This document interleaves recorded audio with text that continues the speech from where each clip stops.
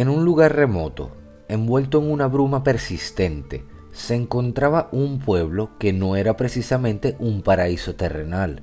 Lejos de ser un lugar idílico, se trataba de una zona sombría, azotada por un frío implacable y una humedad que penetraba hasta los huesos. Las calles, repletas de gente, no eran un reflejo de alegría, sino más bien un hervidero de disputas y peleas por asuntos triviales. La tierra, tacaña y árida, se negaba a proporcionar lo suficiente para saciar el hambre de todos sus habitantes, quienes con frecuencia se veían obligados a dormir con el estómago vacío. Un día, un profeta llegó al pueblo, trayendo consigo un mensaje de esperanza y transformación. Sus palabras denunciaban la injusticia y la miseria que imperaban en aquel lugar. Ofreció una solución: un castillo celestial rebosante de riquezas, un paraíso terrenal donde todos sus anhelos se verían satisfechos. El único obstáculo era descubrir cómo llegar ahí. Las palabras del profeta sembraron esperanza en los corazones de algunos en el pueblo, pero el mensaje del profeta no encontró eco en la mayoría de los habitantes. Un murmullo de duda se propagó entre la multitud. Algunos incluso lo ridiculizaron por sus palabras insensatas. La idea de un refugio celestial era irresistible, pero una pregunta persistía: ¿cómo llegar a ese castillo en las nubes? El profeta, con una sonrisa enigmática, prometió revelar el camino a aquellos que estuvieran dispuestos a seguirlo. ¿Cómo llegaremos a ese castillo?, preguntaron al místico con una mezcla de súplica y desafío en sus voces. El profeta señaló hacia un imponente acantilado que dominaba el horizonte. Todos ustedes, ricos y pobres, jóvenes y viejos, hombres y mujeres, deben escalar hasta la cima, les instruyó. Allí deberán tomarse de las manos, extender los brazos y saltar. Si su fe es inquebrantable, encontrarán la fuerza para volar hasta el castillo. Pero recuerden, es crucial que lo hagan todos juntos. Los oyentes quedaron desconcertados. ¿Y si caemos y morimos?, preguntaron. El profeta respondió que no lo harían, y aquellos que caen porque su creencia no era lo suficientemente fuerte. Son enemigos del progreso que merecen morir de todos modos, afirmó. Ahora bien, esto parecía demasiado loco para intentarlo, y este discurso fue casi olvidado. Pero los pocos que siguieron creyendo empezaron a formar clubes y asociaciones secretas para discutir las ideas del profeta. Por supuesto, podrían haber escalado el acantilado y haber probado la locura ellos mismos, pero la locura casi siempre va acompañada de la arrogancia. Estas personas estaban convencidas de que el místico tenía razón. Entonces, ¿por qué intentarlo solo? También el profeta había dicho que tendrían la fuerza para volar solo si todos saltaban juntos. Si se intentara, todos tendrían que volar hasta el castillo con ellos. Estaban convencidos de que era su deber moral llevar a todos hasta allí.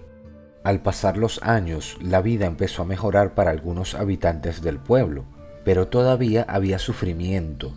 Mucha gente todavía estaba frustrada por las injusticias, pero se esforzaban por mejorar. Al final, eso no fue lo suficiente, ya que un día estalló una gran pelea entre algunos habitantes del pueblo. Mucha gente acudió a la plaza para solucionar el conflicto, pero mientras esto sucedía, el culto vio una oportunidad. Ese día fueron a la zona más pobre del pueblo y reunieron a todos los niños, mujeres, ancianos y a los pocos hombres que no habían ido a la plaza. Les dijeron que ese era su momento. Mientras los ricos disputaban en la plaza del pueblo, este culto animaba a estos pobres a apoderarse de las casas de los ricos y ayudarse a sí mismos. Aunque no era de buen gusto, los pobres se sentían justificados. Después de todo, ellos pensaban que los ricos se habían hecho ricos solo explotando a los demás. En un ataque sorpresa, los pobres capturaron una gran parte de la ciudad y derrotaron los intentos de los ricos de regresar. Una vez hecho esto, los pobres empezaron a dividirse las casas y las granjas entre ellos y empezaron a soñar con tiempos mejores. Pero el plan del culto no marchaba como ellos esperaban. Si la gente se acomodaba en sus nuevas casas, temían que la antigua forma de vida persistiría y el cambio anhelado no se concretaría. Para evitarlo, decidieron poner a prueba la profecía de su culto utilizando su nuevo poder político. Guiaron a todos los habitantes hacia una colina y los obligaron a saltar desde un acantilado con la esperanza de volar hasta el castillo en el cielo. Mas, sin embargo, los intentos terminaron en tragedias, con cuerpos estrellándose contra las rocas. El líder del culto, decepcionado y atemorizado, suspendió temporalmente la práctica. No obstante, su repentina muerte dio paso a un nuevo líder aún más desquiciado.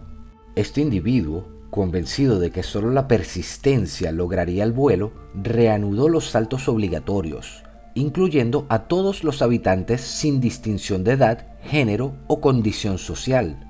El líder gritaba con fervor que solo la fe era necesaria para alcanzar el castillo, mientras sus secuaces empujaban a la gente en masa hacia el abismo. Ver cientos de cadáveres tirados por el suelo no detuvo a estos locos. Solo se enojaron más con la gente del pueblo por su crimen de no poder volar al castillo en el cielo. Su creencia en las palabras de su profeta era tan fuerte que ni siquiera estaban preparados para considerar la idea de que tal vez no haya un castillo en el cielo.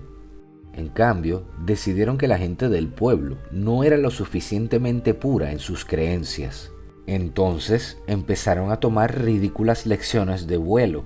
Por supuesto, los instructores se paraban en un terreno duro y mostraban a la gente del pueblo cómo volar, y luego se esperaba que la gente del pueblo intentara lo mismo desde lo alto del acantilado.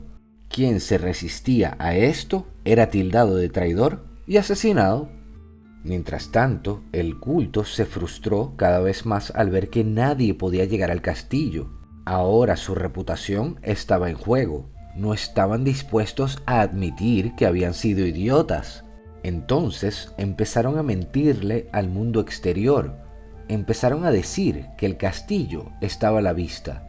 Incluso empezaron a afirmar que habían derribado partes del castillo. Esclavizaron a los habitantes del pueblo, a quienes consideraban traidores, y les hicieron crear falsos paraísos con abundantes comidas y vinos. Esto se mostró a los visitantes de afuera y ellos regresaron a sus pueblos y les dijeron a todos lo que habían visto. Esta propaganda del culto inspiró el crecimiento de cultos similares en otros pueblos. Pronto, otra secta capturó otro pueblo mucho más grande. Luego procedieron a intentar las mismas cosas que se habían intentado en el primer pueblo. Su loco líder también identificó un acantilado y comenzó a empujar a la gente desde allí.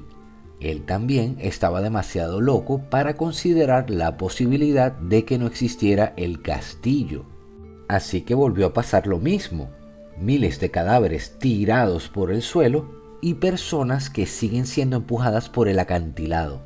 Este líder también afirmó ante el mundo que el castillo estaba a la vista y que sus compatriotas volaban de un lado a otro todos los días. Después de esto, hubo algunos cultos más que capturaron otras aldeas.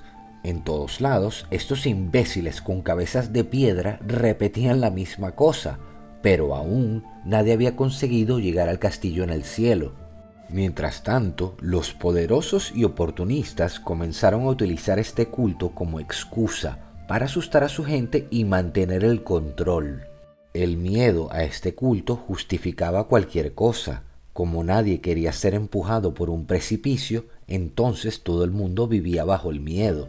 Después de varios años, los habitantes del primer pueblo se rebelaron contra el culto y expulsaron a estos locos. Se hizo un recuento de cadáveres y se encontraron varios miles de cadáveres en el fondo del acantilado. Ahora la gente que apoya este culto en otros pueblos simplemente dicen que el culto estaba equivocado en sus métodos. Siguen insistiendo en que no se debe culpar al profeta por las acciones del culto, a pesar de que fue el profeta quien declaró claramente que el castillo tuvo que ser creído sin ninguna evidencia, que todos tenían que saltar juntos si querían tener éxito y que aquellos que no lo hicieran serían considerados impuros en sus creencias. El culto simplemente había practicado lo que había dicho el profeta. ¿Cómo podemos entonces sostener que solo las sectas estaban equivocadas? Todavía hay algunos miembros de la secta en cada pueblo y siguen insistiendo en que hay que elogiar al profeta por soñar en grande. Continúan insistiendo en que hay un castillo en el aire y el único problema fue que el primer culto no impulsó a la gente con la técnica adecuada.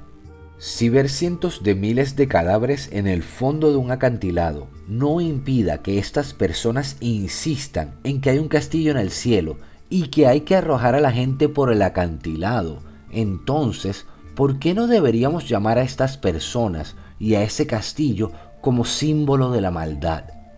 Si el profeta se hubiera detenido a pintar una hermosa fantasía sobre un castillo en el aire y personas volando hacia él, podríamos perdonarlo como un idiota bien intencionado. Pero, dado que describió planes para empujar a la gente por el precipicio y dado que sus seguidores continuaron empujando a la gente por el precipicio, incluso después de ver tantas muertes, solo podemos concluir que no son solo idiotas, son idiotas viciosos y malignos. En otras palabras, son el mal.